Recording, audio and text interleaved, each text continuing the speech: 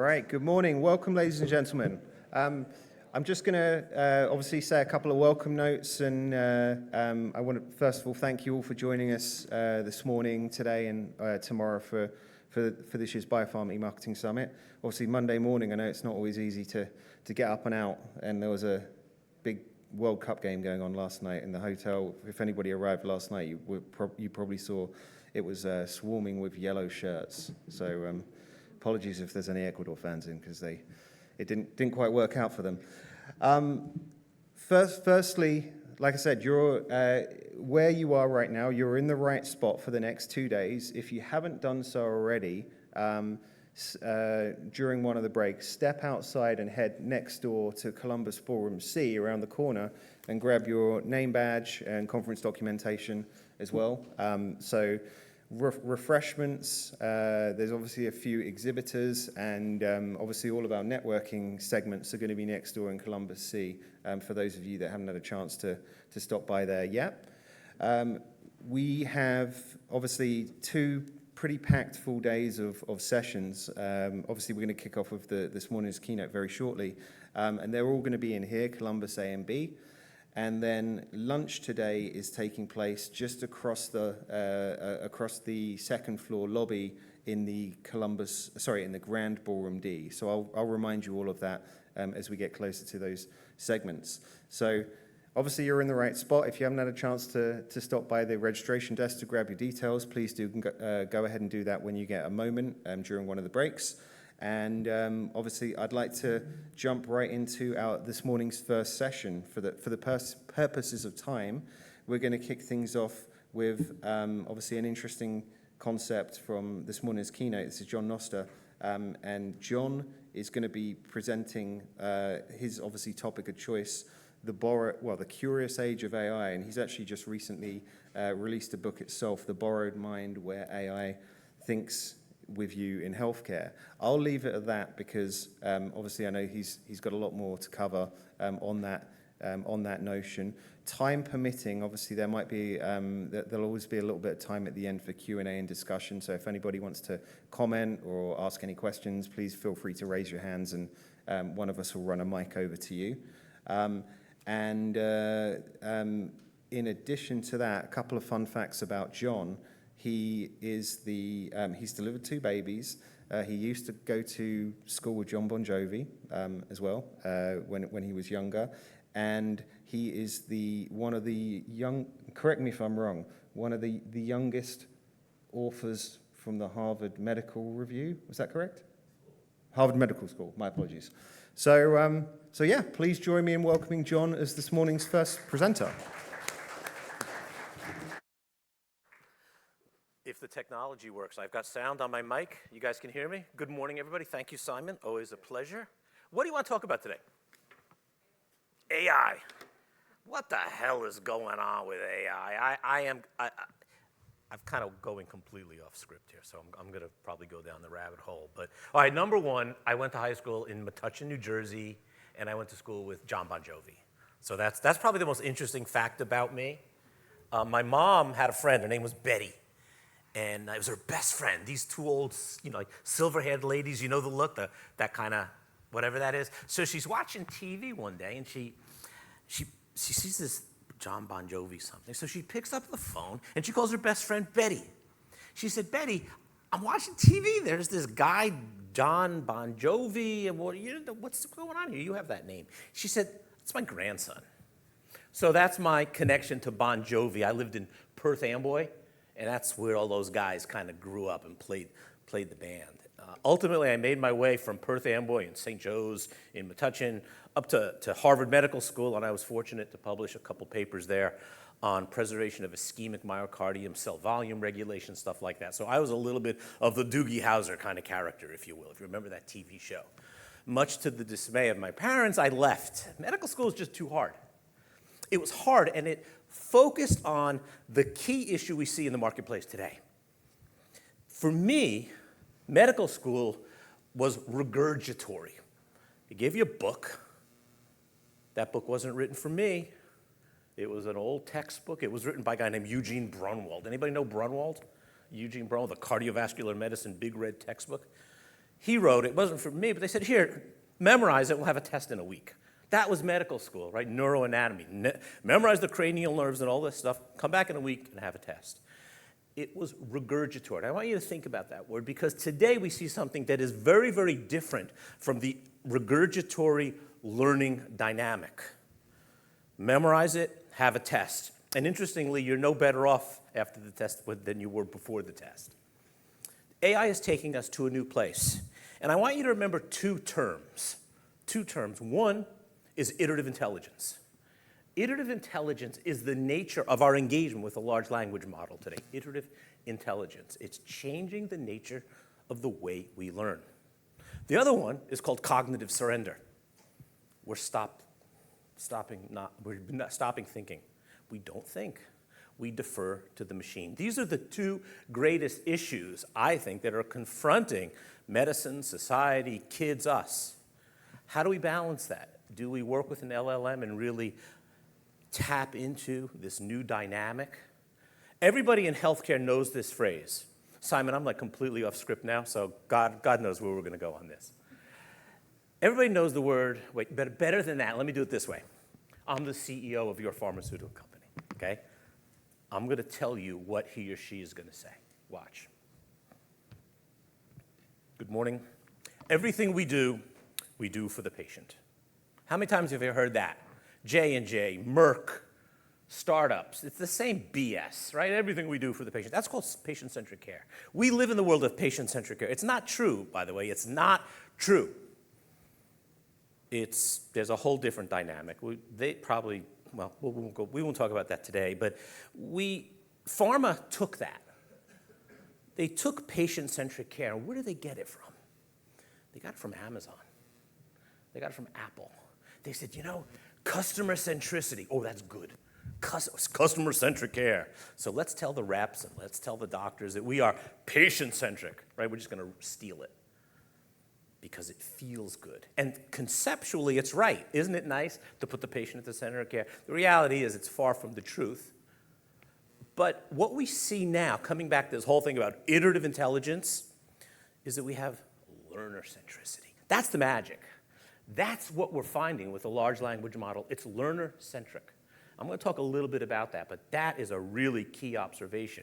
Whether you're a doctor trying to keep abreast of new changes and guidelines or managing an MI, or you're a student trying to learn cranial nerves, or you're a kid in high school trying to learn the Krebs cycle, whatever the heck that is.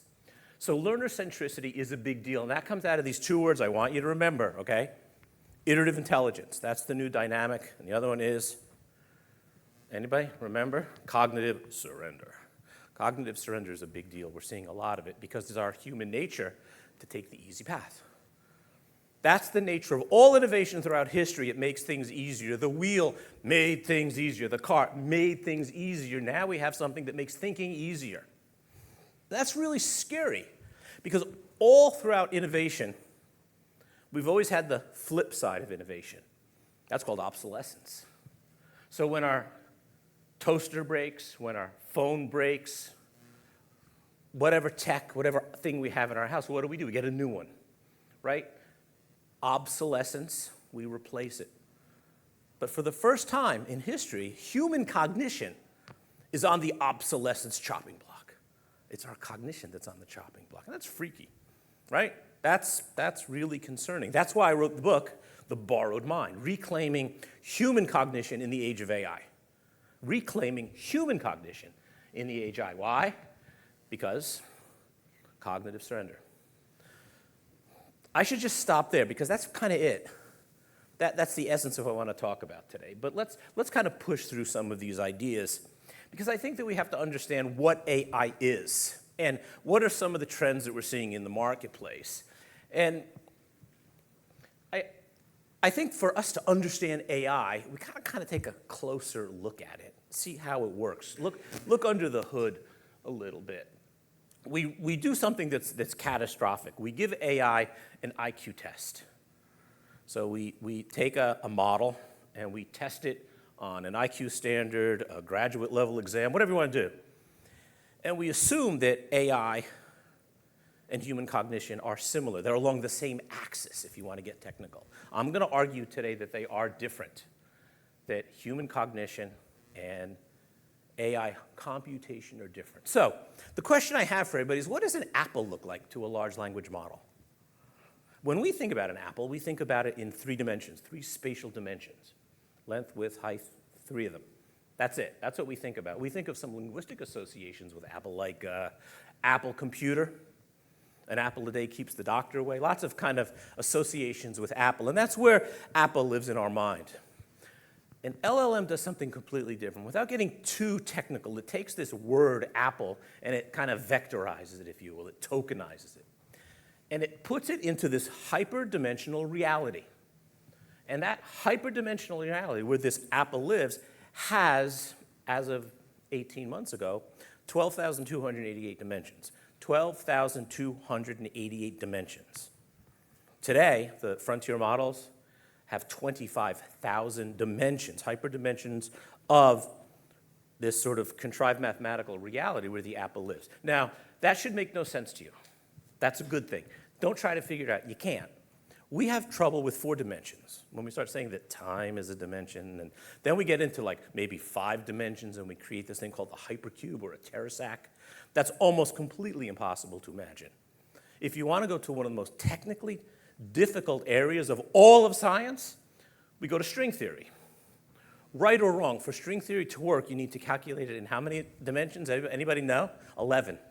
11 dimensions to make it work. And these guys are thinking in 12,288 dimensions, thinking, I put in quotes. The way LLMs compute is antithetical to the way we think. And that's what we have to understand. It's fundamentally different. Fundamentally different. And I think that we can't look at them as similar. I'm going to give you a few mathematical models that seem to make sense. Now, what we see in the world today, just generally speaking, is that things are changing, and things are changing quickly. Don't look at the data, look at the curve. This is the exponential curve. So everybody puts the exponential curve in their marketing plan, or you talk about the rate of change and all that mumbo jumbo. That's fine. This is wrong. That's why it's there. This is wrong. Because we're seeing the exponential curve change in really, really curious ways. Here's an example of the release of ChatGPT. And if you look at the red line, what is it doing? It's going straight up. Going straight up mathematically is really weird because it has a 0 in the denominator. The slope has a very unusual mathematical construct. When that happens, the whole dynamics of the curve change. We don't do well with slopes that have 0 in the denominator. But what this simply means, and the point I want you to take away here, it's no longer exponential curves. Exponential growth is really AI to the power of AI. AI to the power of AI, because AI is being mediated, being managed, it's talking to itself. AI to the power of AI. That's what we're seeing. That's the change. And that's real fast, and that's real scary to a lot of people. So when we talk about exponential growth, and someone raises their hand and say, we're an exponential curve, well, you're really not. We're beyond that. Adoption probably follows an exponential. But with respect to this, it doesn't. In fact, Kathy Wood, who I've worked with, runs a fund, an ETF, she and I call it super exponential or hyper exponential growth. So that's where we are. That rate of change is extraordinarily fast. And that adoption curve that I showed you was sort of market data. It really wasn't interesting. It wasn't science. Here's that change now. And there are 2 key important points.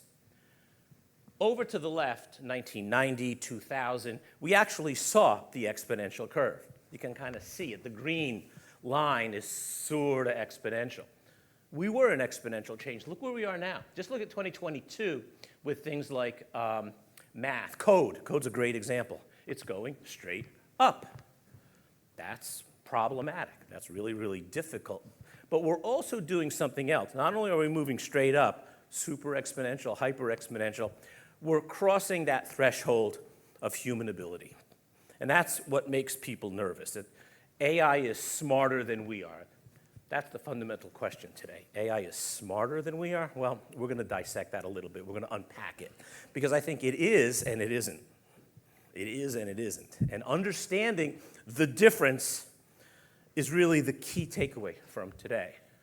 So I like this slide because it's from the New England Journal of Medicine. I worked in pharma for 25 years. I could almost never use a word that ended in ER. Anybody who was a rep. I could never say faster. Our drug works faster. I could say our drug works fast because I didn't have data to support faster, safer. The ER words were really a struggle because regulatory and legal wouldn't let you do it. But here, superhuman, could you imagine trying to get that through your regulatory board? Superhuman? No. But this is the New England Journal of Medicine. This is where we are in the world today, that we're going beyond human capacity. I guess you could say there's a supraventricular arrhythmia or something like that. But that's kind of where we're going. And what we're finding is no matter the scenario, AI is outperforming humans on a computational basis. I use computation because that's what AI does. It's a compute. It's a computation. This is just a study of early data in an ER, the first physicians in triage. So I see a patient, I got a little bit of data. How does AI do? It does better. Then I see the patient on the ward where I have a full medical record. I can use a lot of data. We still see incremental benefits between AI admission and triage data. So AI kind of has the lead. But what is that lead? What does it mean? Here's an interesting study that some of you might have heard. The question was, LLM alone, doctor and LLM, and doctor. Who wins? Who wins? And there's a lot of numbers buried here, but I want you to look at the correct final diagnosis. 62, 62, 66. It was the same. It was the same. 62, 66, statistically they're the same. But look at the other number here. Look at what they call diagnostic reasoning. When doctors make a diagnosis, it's often visceral, right? 65-year-old man comes to the emergency room. He's ashen gray, short of breath, sweaty, and clutching his chest. What's the diagnosis, right? Diagnosis is probably an MI. That's a very visceral diagnosis, and that's what we're seeing in a lot of these scenarios. The reality is that the LLM, the computer, has a superior diagnostic reasoning score. In other words, it builds a more appropriate differential diagnosis. It is analytical. And when you look at the results, you saw that physicians got a 73. With ChatGPT, interestingly, 76, not much different. But GPT alone got an A. 92% clinical reasoning score. So I think this is interesting to note that what LLMs do is they compute. They provide a computational perspective. And here's where I'm going to begin to tease out the difference.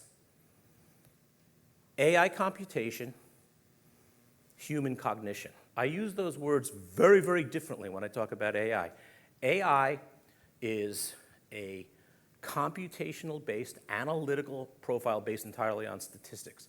We have to recognize that. As much as we try to get closer and closer to human, there is no lived experience with AI, and I'm going to drill a little deeper on that. So remember our learning, remember our patient centricity, and it became learner centricity. Here's an interesting example why this is so powerful. How many people here have had a favorite teacher? Anybody?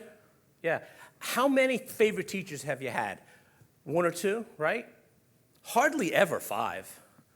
Certainly not all, right? Why does everybody have one favorite teacher? Mine was Mrs. Margaret.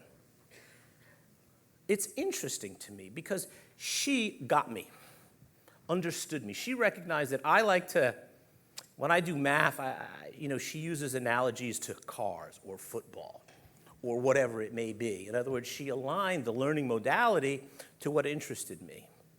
That's what large language models are doing. I think that while this is a study of kids in school, think about the nature of communication in healthcare. Think about that tear sheet that you give to a patient who's on an antibiotic. That's written for a fifth grader, right? That's written for no one. So I think the ability to expand communication to patients is very, very powerful. So what happened here was we took a 24-week curriculum, and it was effectively taught in 6 weeks. This is a math curriculum in Nigeria. Now, I'm not suggesting that we do this all the time. Learning is about gas pedal and brake, sometimes fast, sometimes slow. But this is the learner centricity, right? That I took from patient centricity, that pharma took from Apple, customer centricity. That where it kind of found itself. But I think learner centricity is an extraordinarily powerful dynamic. We're talking about rare diseases. One of the biggest problems with rare disease is just understanding the damn thing. So complicated. We talked about hemophilia for 30 seconds this morning. It's a very factor, I'm lost, factor X, 10X, it just confuses me. Same thing with antibiotics. You talk about gram-positive, gram-negative, strep pneumo, Moraxella catarrhalis. You go down the rabbit hole. It's very, very complicated. But AI has the opportunity to create a unique learning dynamic. What's the first thing I said? Iterative intelligence. You're seeing it there. Cognitive surrender. It's also going to sneak its way into here. The interesting thing about this study, there were two studies here. One was a pilot, and then the big study funded by the World Bank, is that the success was seen in girls as well as boys. We always say the boys are a little better in math. Not here. Boys are better in math because there's a selection bias to education. But in this study, the educational modality using a large language model was tuned to the creative frequency of the learner centricity. That made a big difference. That made a really, really big difference. Now, what happens when you take the AI away? So again, this is kids. They had them use an AI for their homework, an LLM, and it went up 40%, no surprise. Then they gave them a test. Surprise, we're going to have a test. And what happened? Their skill set went down, 17%? What happened here is not iterative intelligence, but cognitive offloading. In other words, they did their homework because they were searching for the answer. X squared plus 3x plus 2 equals 0. Solve for x. Well, they really didn't understand the quadratic equation. They didn't learn opposite of b plus or minus square root of b squared minus 4ac over 2a. They didn't learn it. They just knew that, well, and they kind of guessed. So this is what happened. This is the essence of cognitive offloading or cognitive surrender. So it's tricky. It's not right or wrong. That's why today's key thought is about those two dynamics, cognitive surrender and iterative intelligence. Now, let's look at this in the context of medicine. What happens when we give doctors technological augmentation? And this is not just doctors. What happens to you when you get in your partner's Tesla?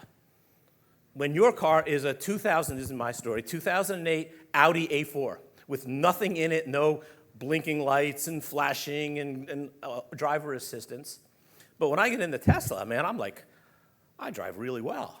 I know a car's coming. It tells me ahead of time there's a car on your left side. Don't change the lane, right? I mean, it makes me into a really good driver, strangely. And that's what happens with doctors. If you look at doctors doing colonoscopies, they started off a baseline score of 28. Then they gave them image recognition AI so that when they're looking in their scope, they can find patterns along the colon. And what happened? 33. They went up. No surprise. It's just like you driving a car with FSD. However, when they didn't have AI, and that could be because the machine didn't work, it could be because they have admitting privileges in 2 hospitals, and the hospital down the road doesn't have it. It's very simple. It's not complex. What happens is it went down. But it didn't only go down, it went down below baseline. In other words, they were worse than where they started. So you're seeing this idea of what I call AI rebound. And this is something that comes up time and time again, not just colonoscopies, but the way you drive. Anytime you're using any kind of technical augmentation. Now, technological augmentation is not new. Everybody here know Vermeer? The girl with the pearl earring, famous painting? Traced. He used something called the camera obscura. Vermeer used technological augmentation. Did Vermeer cheat? Like so many people accuse us today when we write that email or that discharge summary or that marketing plan when we use ChatGPT. Are you cheating the way Vermeer cheated, the way we celebrate his creativity? Norman Rockwell. Everybody know Norman Rockwell, right? That quintessential American painter, the Thanksgiving table, the cop with the little boy who ran away from home. Norman Rockwell hired a photographer, took a picture of that set, put it into a machine called a Lucy, and traced it. Painstakingly traced every line and then colored it in. Norman Rockwell said that the Lucy machine is the worst thing that he ever saw, but he'd be lost without it. In a way, I'm seeing technology kind of growing into that dynamic. That LLM, it's the worst tool ever, but it gets the work done for me. So I think that when we talk about technological augmentation, it's not necessarily new, but it does have effects. Now, there are three core insights that come out of this. Number one, knowledge is dead. Knowledge as we understand it is dead. I love this line because everyone's like, what are you talking about? Knowledge no longer exists as fixed constructs. When I go to the library and get a book, let's do a more easy example. I want to learn how to cook a souffle, having little to no experience in the kitchen. But I'm going to cook a souffle. So what book do I get? If we took a poll, I think probably the women might get this. We get Julia Child's Art of French Cooking. A lot of you might even have it in your house, right? Never use it, though, right? You never use it. It's too hard. People have it because they have it as a badge of culinary sophistication, but not in a functional world. So if you go to page 57, she talks about making a souffle. And the first thing she says is, and make a sachet. I don't even know what a sachet is. That book was not written for me. That knowledge is not relevant to the world I live in. That knowledge today is created through large language models that's tuned to the creative frequency of my needs. So I tell an LLM, use Julia Child's textbook, which it has built in to its corpus of information. Teach me how to cook a souffle, make it funny, use automotive analogies, and speak in the voice of a comedian. Boom. That knowledge never existed anywhere. Never. It's new. Knowledge is not a fixed map. It's a dynamic web. If you want to learn about congestive heart failure, hemophilia, I'm sorry, I'm picking on you in the back, but if you want to learn on some of these blood abnormalities, teach me about hemophilia, but make it interesting. Make it funny. Include the serious information, but write it on a level where I've had no experience in hematology.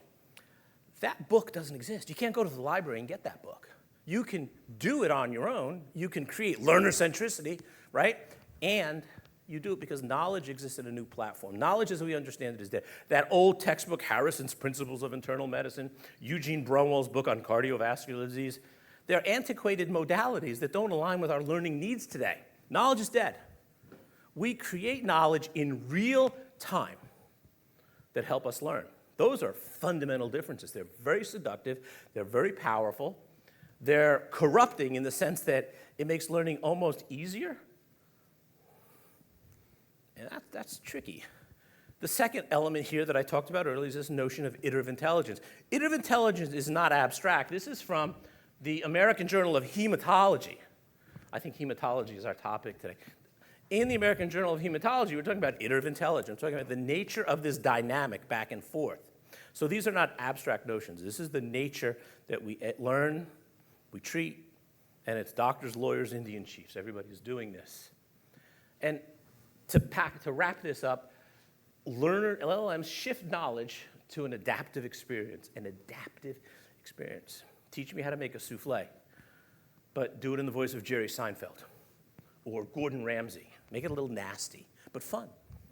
Or teach me about ventricular fibrillation on a cellular level in the voice of, pick your actor. It's almost crazy to think about it this way, but this is the way information is delivered. And that iterative intelligence tunes to our creative frequency, and that is a dynamic web. That is essential, and those are some of the powerful dynamics. I think these things play out not only in medical school, not only in the learning of a pharmaceutical employee, of a clinician, of a doctor, it's anybody. And here's what happens. In today's world, everything changes quickly, right? I mean, and today, it's changing how fast? Super exponential, right? Super exponential. It's not exponential, it's hyper or super exponential. Changing really fast, and we gotta watch out because we could lose our job. Steve Jobs said, you change your career every 10 years. That was 20 years ago. What LLMs do in the context of learning and education is make us an LLL. Makes us an LLL, a lifelong learner. There's nothing more essential in the world today, in business, science, medicine, anywhere, than to be a lifelong learner. And that is delivered to you in a way that's interesting, that's enjoyable. It's really, really critical that we recognize that we become lifelong learners. The essence of life is cognitive. Our ability to think brings us joy, believe it or not. It brings us grief. It brings us a lot of things. But that cognitive process, that path to A to B, is where stumbles happen. It's where joy happens, where the aha moment happens. It's where struggle happens. It's where learning happens. What large language models are doing today is getting us from A to B instantly. It's immediately getting us to the answer, and that's problematic. So again, this is a small little study, but that's not important. It's that we always concentrate on faster, better, faster, better, faster, better. But we enjoy the ride with a large language model. That souffle I made for my wife from Julia Child's cookbook was pretty good, actually. It was fun. Why did you have a favorite teacher? What did she, mostly she made learning fun. We enjoyed the experience. Why is Waze such a good thing? Because it gets you there faster, it gets you there better, and it lets you enjoy the ride. It lets you enjoy the ride, because if I want to turn off and make a pit stop to a restaurant or my friend's house or turn down a road I've never been down, no worries whatsoever. I enjoy the experience. In many ways, the large language model is, in fact, Waze for thought. But there's issues. As you all know, we talk about the power of AI. I believe that AI is anti-intelligence. Anti-intelligence. It's not cognition. It's computation. It's very, very different. AI has no lived experience. If you think about it, our human experience is low-dimensional. We really don't see the world as a human. We process 1/1,000,000th of the sensory input from our brain through our neocortex. We are autobiographical. We are the person who we were yesterday. And when we wake up tomorrow, we will be that person. We have an autobiographical experience that exists in the context of time.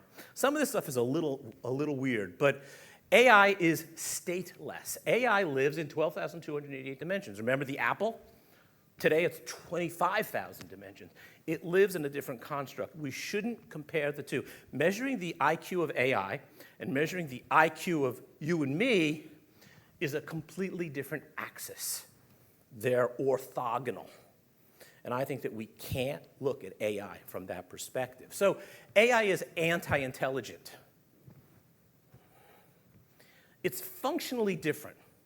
It has, I'm not going to go through these very specifically, but we have a low fluency. We have cognitive friction. We struggle for our answer. We pay a price for our answers. AI pays no price.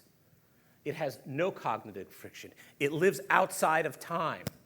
It's non-biographical. It's extraordinarily error tolerant. It's like the cartoon of the person who eats the poison mushroom. Some of you might have seen it, and then AI says, oh, I'm sorry, I was wrong. You shouldn't have eaten that mushroom.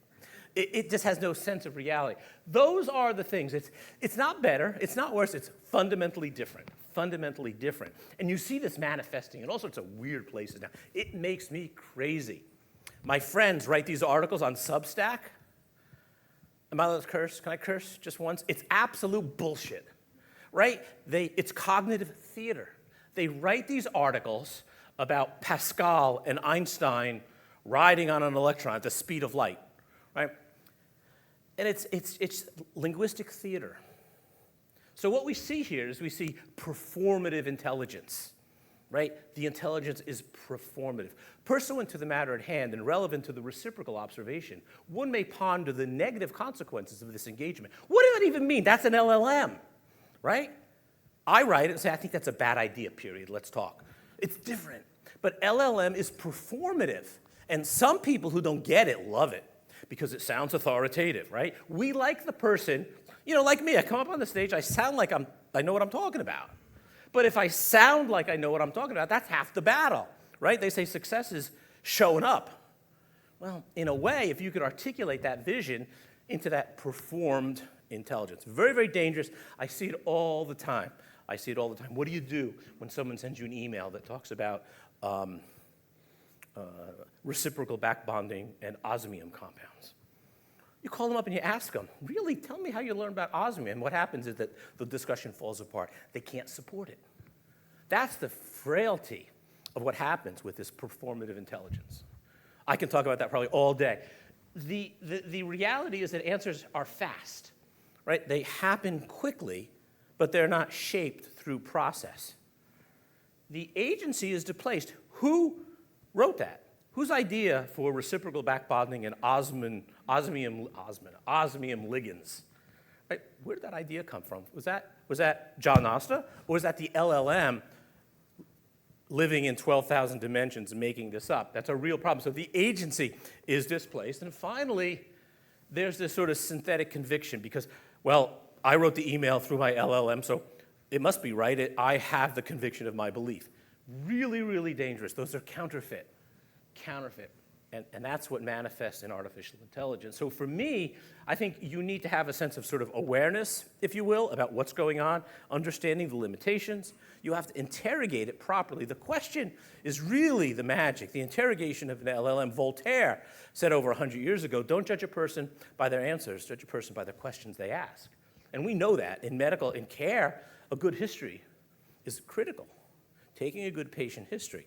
And then we have to assess that. And finally, we have to integrate the reasoning into our reality. So we have to understand that this has to live in the human context of time and medicine and lived experience.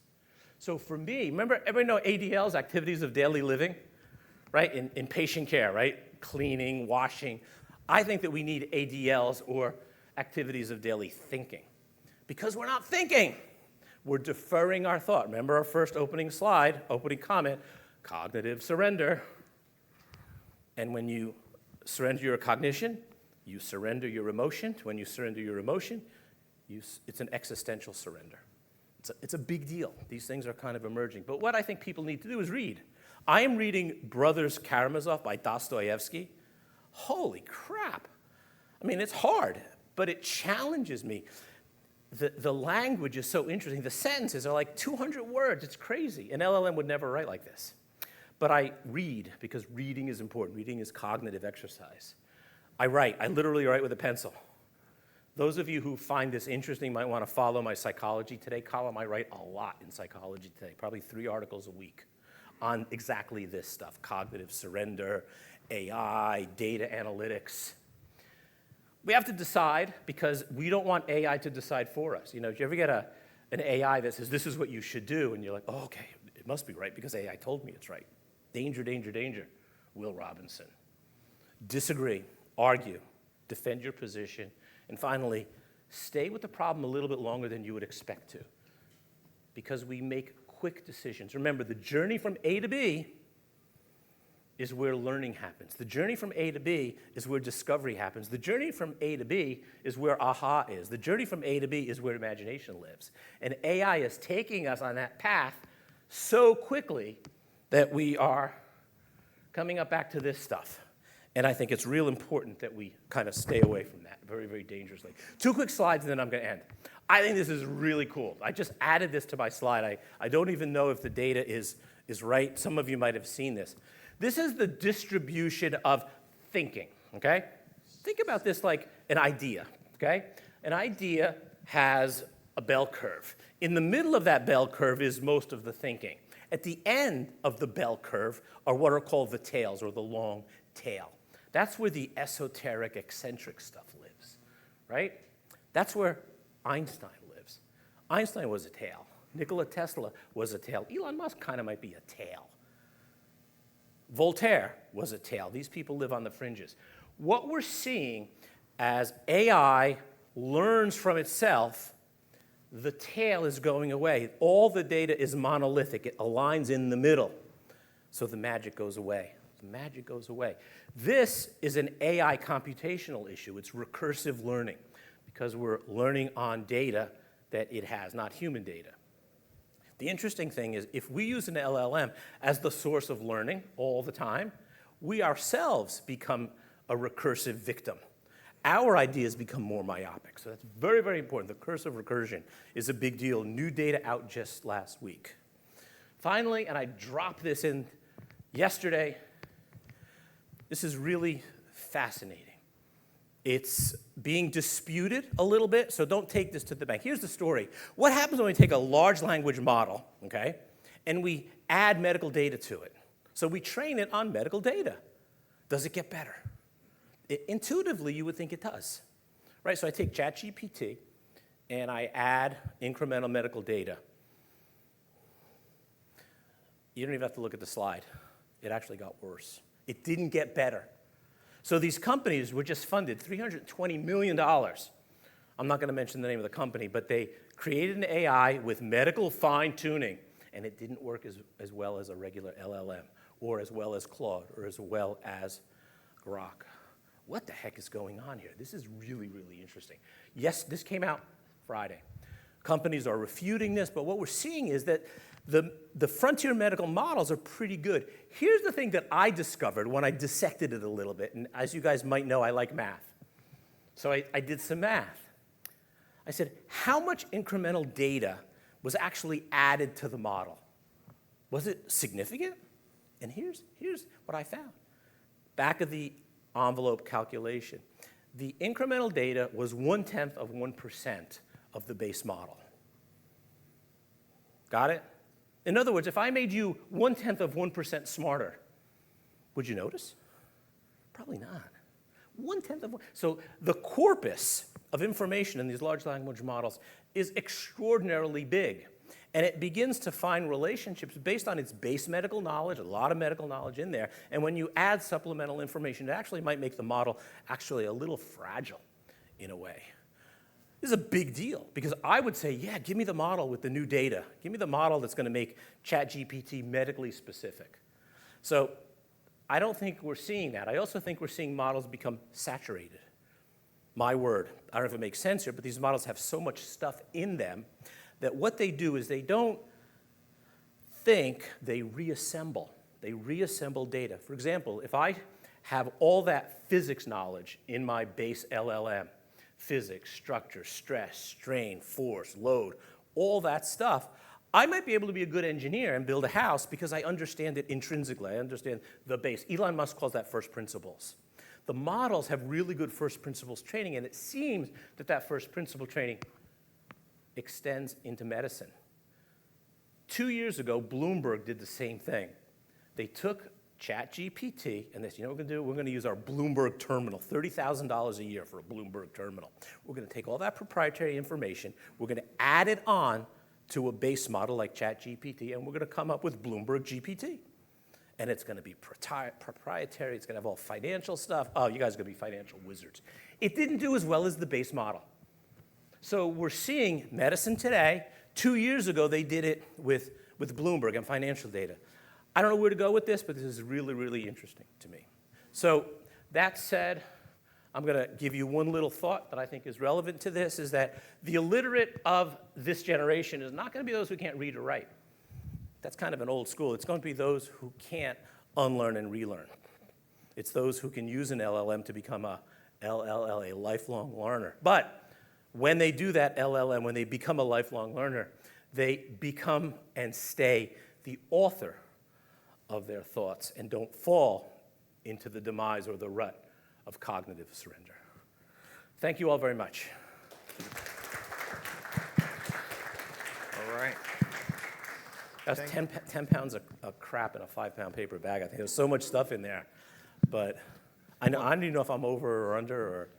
We're good. We'll make this up. Any quick questions or comments for John before we hop into our next segment? No? Okay. And obviously, John, you've got a book that's just recently been released. Book is as out well, called so The Borrowed Mind, yeah, which speaks to a lot of this also. Yeah, available so on Amazon. we'll be able to distribute some copies to that for members of the audience if there's any interest. So keep an eye out for that. Obviously, let's give... Question. Quick question. Interest The of book. All right. The book really, I call it my first book, but I think it's my last book. It's just so hard. It's hard. And in the back of the book, there's a little thing about my articles in Psychology Today. I write a lot about this, and a lot of it is very medically relevant, but it's a little broader than that sometimes. So please reach out, follow me, connect on LinkedIn if we can talk through any of these issues or discuss them. You may know by now I talk too much, so I'm always willing to chat. Thank you all very much. Thank you, John. Great. Okay. And obviously, for those of you that just arrived, kind of mid-session, if you haven't had a chance to do so already, swing by during the break next door into the Columbus seat, grab your name badges and conference documentation, and obviously we've got refreshments there for whoever needs them at any point. Also, actually, just a quick reminder, we've got a drinks reception taking place at the end of the day, about 5:15 onwards. Again, everything's outside. Obviously, you'll see Q Pharma, Ostro, and Live World, and a few of the other agencies and tech supporters we've got. So definitely stop by and say hello to those.